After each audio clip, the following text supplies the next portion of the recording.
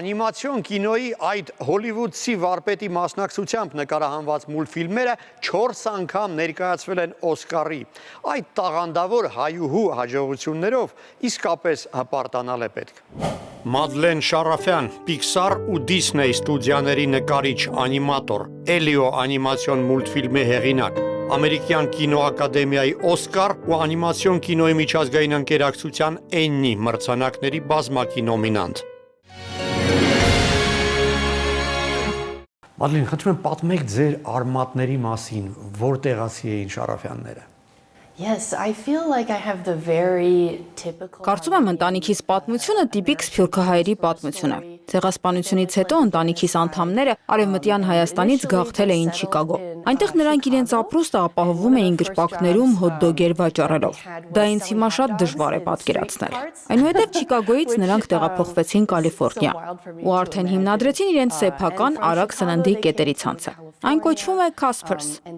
Օքլենդ քաղաքում, որտեղ հիմա ապրում եմ, այս ցանցը շատ հայտնի է դարձել եւ սիրվել է տեղացիների կողմից։ Ընտանիքիս անդամները աստիճանաբար սկսեցին սովորել ամերիկյան կյանքին, շարունակելով իրար աջակցել։ Բախտավոր եմ ինձ համարում, որ ունեի հնարավորություն օգտվելու իրենց աշխատասիրության արդյունքում ստեղծված բարիքներից։ Իսկ տեղյակ եք Արևմտյան Հայաստանի որ նահանգից էին նախնիները։ Are from using an ancestry app. Նախնիների ծագումը պարզել եմ։ Նրանք բնակվում էին Վանա լճի հարևանությամբ։ Կուզեի մի օր այցելել այդ վայրը, տեսնել ինչ տեսք ունի։ Ձեր ընտանիքում ստեղծագործող մարդիկ եղել են ձեզանից առաջ, նկարում էին ծնողները կամ ինչ որ արվեստով տարված էին։ Well, both my mom and my dad draw. Այո, ընտանիքիս բոլոր անդամները շատ արտիստիկ են։ Մայրիկս օրինակ սիրում է բուսաբանական նկարազարդումներ անել, հիպերռեալիստական ծաղիկներ է նկարում։ Հայրիկս զվարճալի պատկերապատումներ է սիրում նկարել, ինձպես, իսկ քույրիկս վեպեր է գրում։ Երևի բոլոր երեխաներն են իհարկե մուլտֆիլմեր սիրում եւ երեխաներից շատերը երազում են հենց մեծանան մուլտիպլիկատոր դառնան։ Երբ ձեզ մոտ այդ երազանքը այսպես ձևավորվեց որպես հստակ նպատակ։ Yeah, I think you're totally right in that everybody draws when they're young. Իսկապես այդպես է, ճիշտ եք։ Բոլորս էլ նկարում ենք փոքր ժամանակ։ Ուղղակի ոմանք շարունակում են դրանով զբաղվել նաև հասուն տարիքում։ Իմ դեպքում մուլտիպլիկացիայով լուրջ հետաքրքրվելու պատճառը դարձան 2001 թվականին թողարկված 2 հրաշալի մուլտֆիլմերը՝ ճապոնական Ghibli ստուդիոյի ուրվականներից քշվածները եւ Pixar-ի հրեշների կորպորացիան։ Երբ ես դրանք կինոթատրոնում դիտեցի, կյանքս կարծես փոխվեց։ Այդ պահից տարվեցի անիմացիայով։ Սկսեցի ուսումնասիրել տարածքում գտնվող անիմացիա դասավանդող հաստատությունները եւ այլն։ Ինչեւ մասնագիտական բարձրագույն կրթություն ստանալը, արդեն փորձում եք ինքնուրույն ստեղծագործել մուլտֆիլմեր ստեղծել։ I always had a sketchbook with me. Միշտ շատ եմ սիրել նկարել։ Ամենուրեք հետս նկարչական ալբոմ տանելու սովորություն եմ ունեցել։ Մինչև հիմա էլ այդպես եմ անում։ Առանձնահատուկ սեր ունեի հետաքրքիր զգեստներով կերպարներ պատկերելու հանդեպ։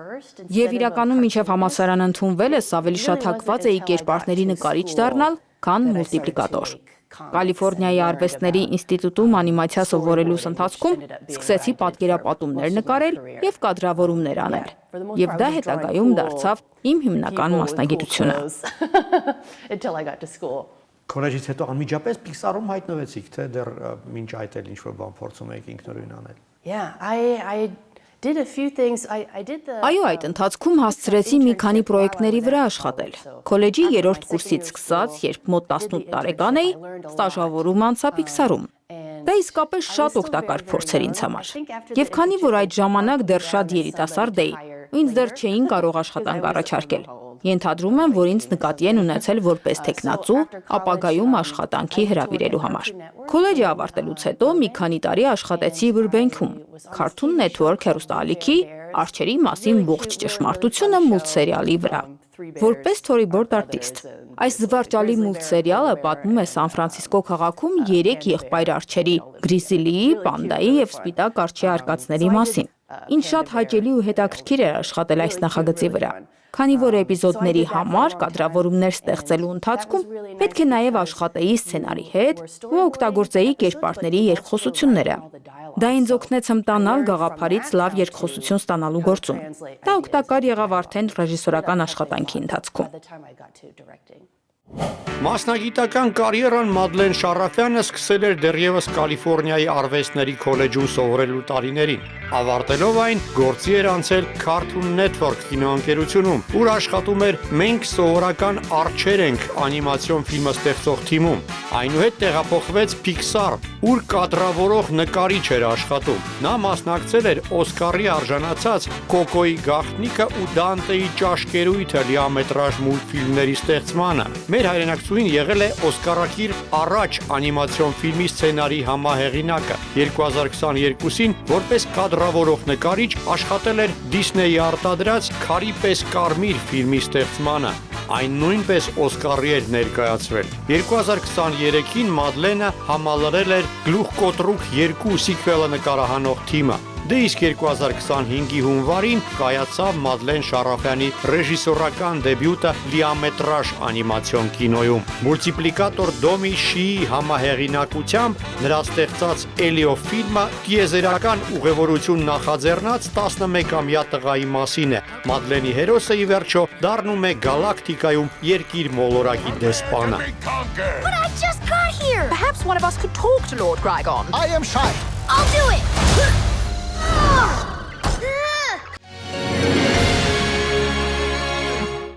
Ձեզ վաղ է վիճակվել մասնակցել Օսկարի արժանացած մի քանի անիմացիոն ֆիլմերի։ Կոնկրետ ձեր դերը ո՞րն է եղել այդ ֆիլմերի ստեղծման մեջ։ My specialty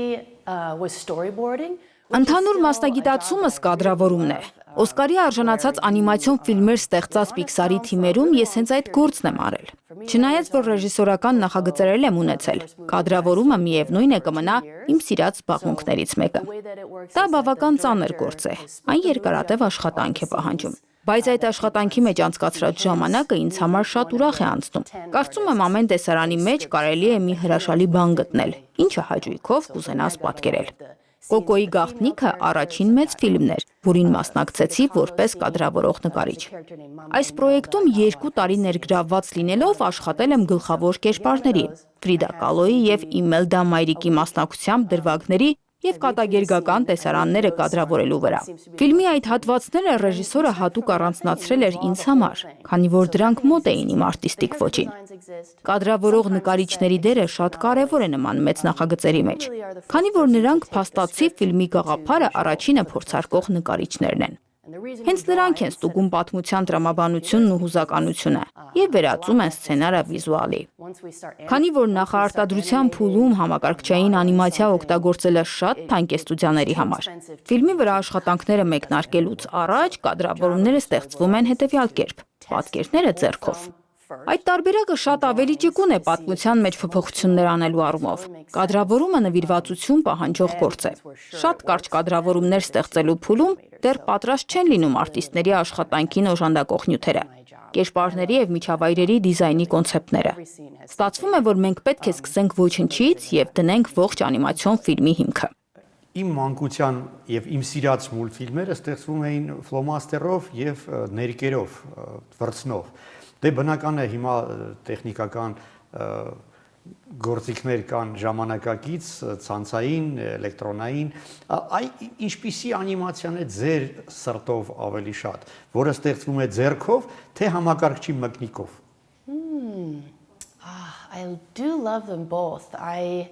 Երկուսն էլ սիրում եմ։ Ձեռքով նկարված մուլտֆիլմերը ինձ հարազատ են, քանի որ երբ փոքր էի, նույնպես ավելի շատ այդ տեսակի ֆիլմեր էի նայում։ Սեփական կարճամետրաժ անիմացիոն ֆիլմերս նկարելիս նույնպես գերադասում եմ այդ տեխնիկան։ Այդ ձևով կարողանում եմ ավելի շատ կերպարներ ընդգրկել։ Մյուս կողմից Pixar-ի բոլոր սիրածս անիմացիոն ֆիլմերը համակարգչային ծրագրերով են ստեղծված։ Լավ պատմություններով հրաշալի 3D անիմացիոն ֆիլմեր կան։ Անկեղծ որ լինեմ, մտքիս մեջ երազում եմ, որ այս ոլորտում մի նոր ոճ հայտնվի, որը կլինի այդ երկու տեխնիկաների խառնուրդը։ Չնայած որ 3D ֆիլմերը բավականին տարածված ու սիրված են մեծամասնության կողմից, նկատել եմ, որ մարդիկ կարոտում են ձեռքով նկարված մուլտֆիլմերը։ Համակարգչային անիմացիան արդեն բավական երկար ժամանակ է տիրում է այս ոլորտին։ Կարծում եմ եկել է մի նոր վիզուալ ձևաչափի ժամանակը։ Այս միտումը լավ է երևում օրինակ Marvel ֆրանշիզայի Սարդ մարդու մասին վերջին անիմացիոն ֆիլմերում։ Սրանցում հիմնականում օգտագործվել է համակարգչային անիմացիա, սակայն կային նաև ձեռքով նկարված որոշ էլեմենտներ։ Ըստ իս ապագայի անիմացիան հենց այս ճանապարհով է զարգանալու։ Մեծ ոգևորությամբ սպասում եմ դրան։ Ասում են արհեստական բանականությունը առաջին հերթին անիմատորների հացն է կտրելու։ Կա այդպիսի վտանգ, որովհետև իսկապես արհեստական բանականության միջոցով հնարավոր է ստեղծել բավական լուրջ անիմացիոն պրոդուկտ։ Այլ հարց է հոգի կլինի մեջը թե չէ, բայց թե փաստ է։ Yeah, it's definitely something that we're all Այս հարցը իսկապես շատ է հուզում մուլտիպլիկատորների համայնքին։ Հաճախ եմ այն քննարկել ոլորտի ներկայացուցիչների հետ։ Այս խնդիրը հուզում է նաև անձամբ ինձ, քանի որ ուղիղ վերաբերում է աշխատանքիս բնույթին։ Կադրավորման ընթացքում ինձ պետք է գալիս որոշակի ժամանակ պատմությունը պատկերացնելու եւ արտահայտելու ձևեր փորձարկելու համար։ Գաղափարներիս մի մասը գալիս է հենց այս աշխատանքային ընթացքի մեջ։ Դա իմ ստեղծագործական աշխատելաձևն է, սակայն արհեստական բանականությունը գիտեմ, ընդհանրապես ուրիշ մտածողությամբ է մոտենում նման խնդրի լուծմանը։ Արհեստական բանականության համար այս առաջադրանքը կարող է վայրկյանների հարց լինել։ Թվային այդ տեխնոլոգիայի կիրառման ապագայի մասին մտածելիս եկել եմ այն ենթադրության, որ հետագայում իրենց տեղը կունենա եւ գեներացվող անիմացիան եւ մարդու ձեռքով ու մտքով ստեղծվող մուլտիպլիկացիոն կինոն։ Եթե համեմատենք անիմացիան նորաձևության բնագավառի հետ, կարող եմ ասել, որ գեներացված պատկերները նման են լինելու արագ սպառվող մոդայիկ հագուստին, իսկ կենդանի նկարիչների կողմից ստեղծված աշխատանքները նմանվելու են բարձր նորաձևությանը։ Օդ կուտյուրին,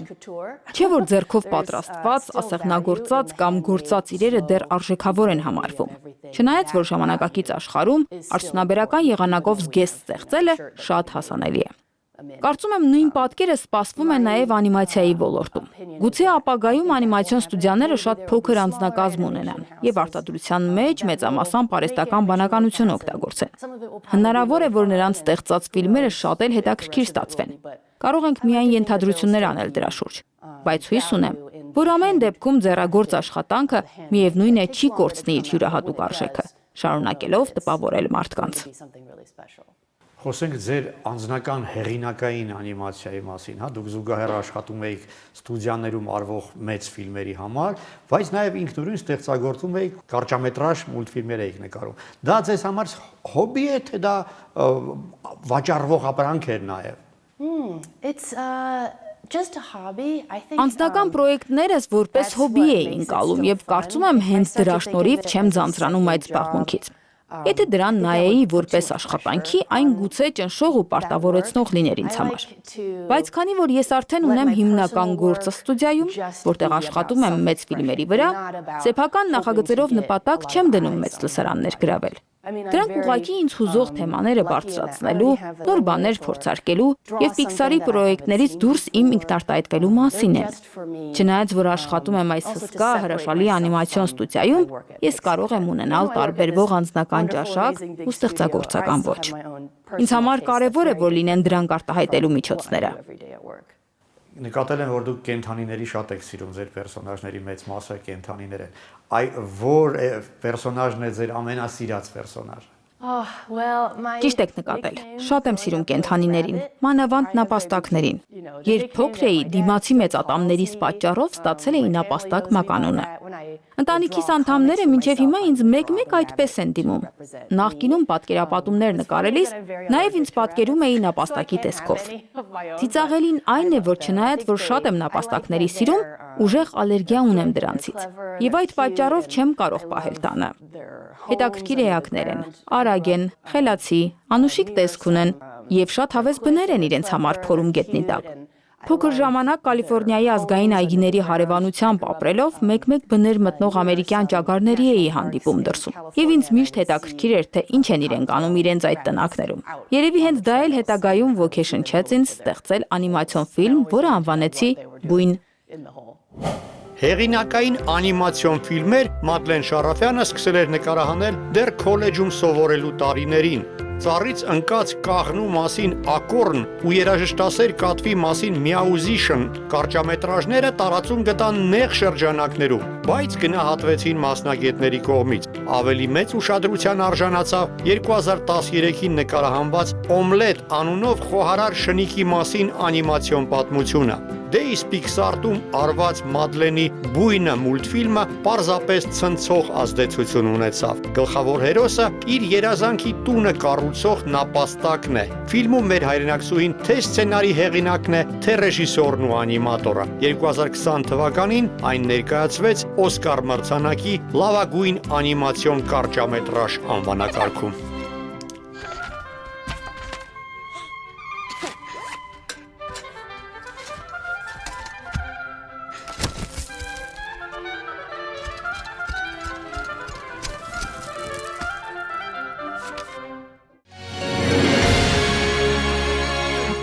Դուք երիտասարդ եք, բայց ձեզ արդեն Pixar-ը լիազորել էր ինքնուրույն լիամետրաժ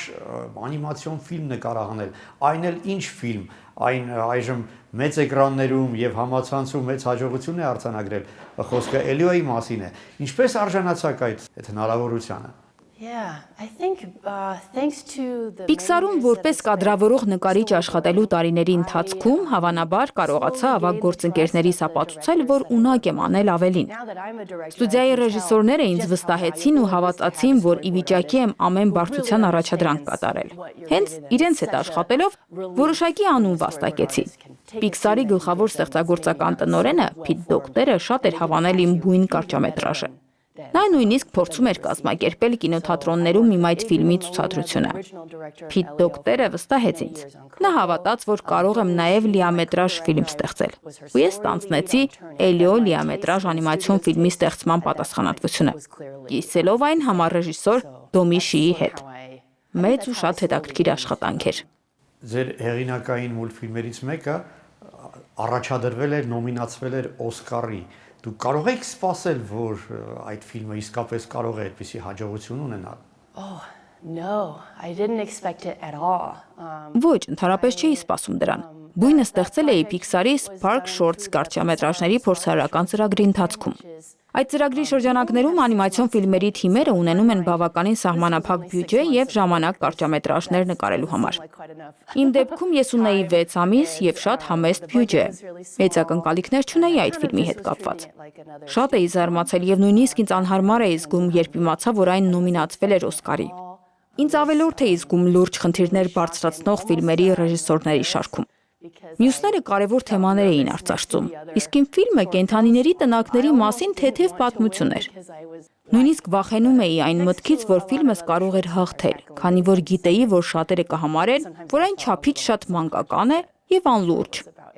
Այդ դրվագը կյանքիս բարդ պահերից էր, բայց պետք է ասեմ, որ ինքս մինչև հիմա շատ եմ սիրում իմ այդ կարճամետրաժը։ Հետաքրքիր է, որ հայերը համաշխարհային անիմացիայում զգալի շոշափելի հետք են թողել, թե Ռուսաստանում, թե Եվրոպայում, թե Ամերիկայում, եւ հենց ձեր համերկրացի Քեթրին Շարաֆյանը շատ հայտնի մուլտիպլիկատոր է, հա, կապ պահպանում եք ազգությամբ հայ մյուս անիմատորների հետ։ Oh yeah, it's immediate. I think Այո, շատ մոտիկ ենք իրար հետ։ Հենց տեսնում ենք միմյանց հայկական ազգանունները, միանգամից իրար գտնում ենք։ Հյուսիսային Կալիֆոռնիայի հայկական սփյուռքը այնքան էլ մեծ չէ համեմատած հարավային Կալիֆոռնիայի հետ։ Եվ այս ոլորտում հայազգի մասնագետի հանդիպելը այդքան էլ հեշտ չէ։ Այդ պատճառով ես ինքս հայի տեսնելիս միանգամից ծանոթանում եմ իր հետ։ Մեր միջև ստեղծվող կապը շատ անկեղծ է։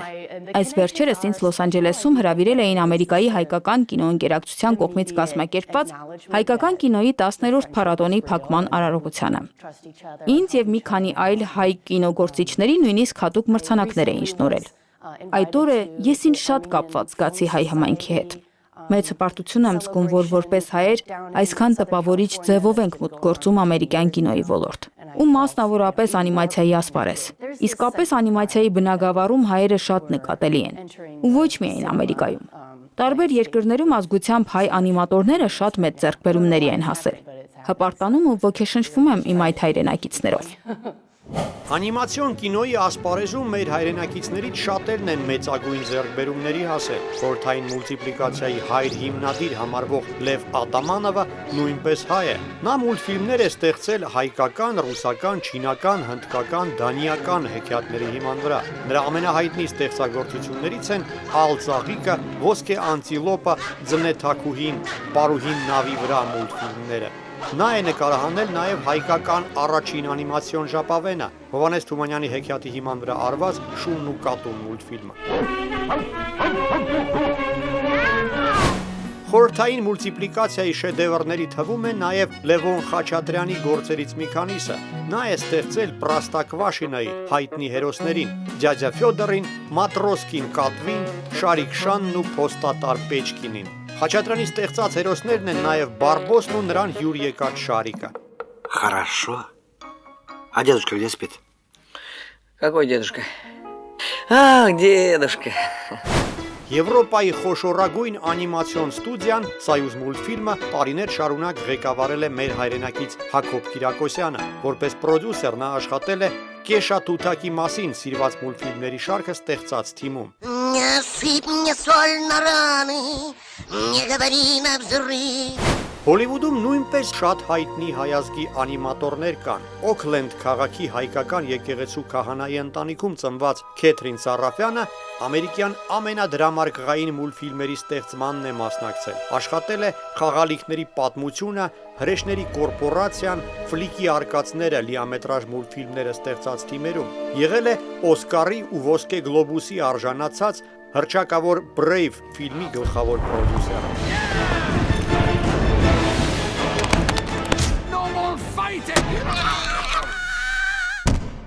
Պակաս հռչակավոր չէ Հոլիվուդում Ռոս Բաղդասարյանը։ Նրա ստեղծած Էլվինը ու Սկյուռիկները մուլտսերիալը շահութաբերության ռեկորդներ է սահմանել։ Մեր հայրենակցի հեղինակած մուլտհերոսը Էլվինը այդքան սիրված է աշխարհում, որ նրան հաճախ համեմատում են Միկի Մաուսի հետ։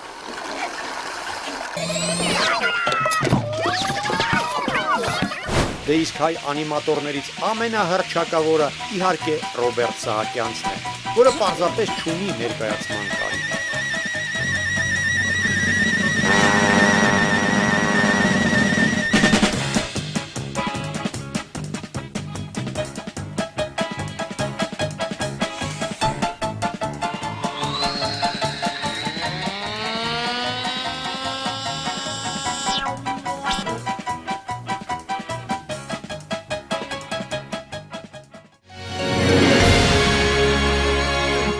Հայաստանում գևս անիմացիոն կինոյի հարուստ ավանդույթներ են եղել։ Մինչ Հայաստան գալը ծանոթ եղել եք Հայաստանի մուլտիպլիկացիայի հետ։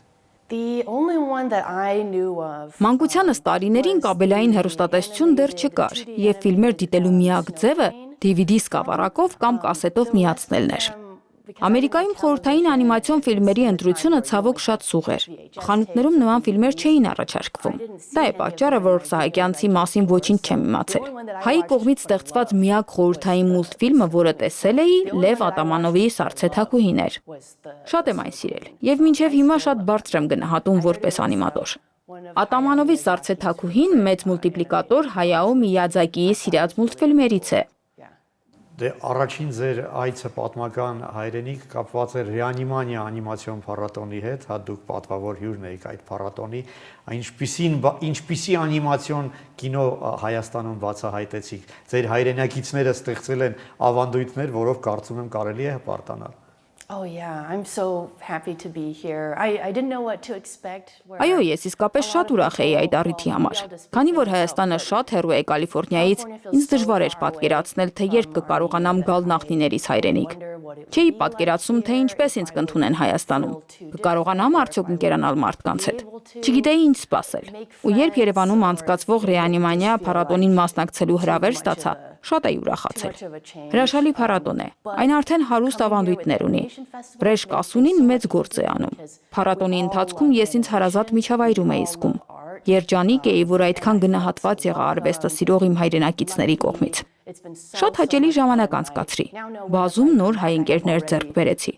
Մեծ հաճույքով կրկին կմասնակցեմ այդ փառատոնին։ Դե կարծում եմ նաև պատմական հայրենիք այցելելը ել ավելի ամրապնդեց ձեր մեջ այդ հայկականությունը, հայկական ինքնությունը։ Yeah, it definitely has. I think Վստահ եմ, որ այդպես է։ Շատ հաճելի էր քայլել փողոցներում ու տեսնել մարդկանց, որոնց դեմքերը այդքան նման են իմ ընտանիքի անդամների դեմքերին։ Ամերիկայում այդպես չէ, այլ երկրներում, որոնցում եղել եմ, ես ինձ զբոսաշրջիկի դերում եմ զգացել։ Հայաստանում բոլորովին այլ էր զգացումը։ Ես տանն էի։ հարազատ մթնոլորտ էր։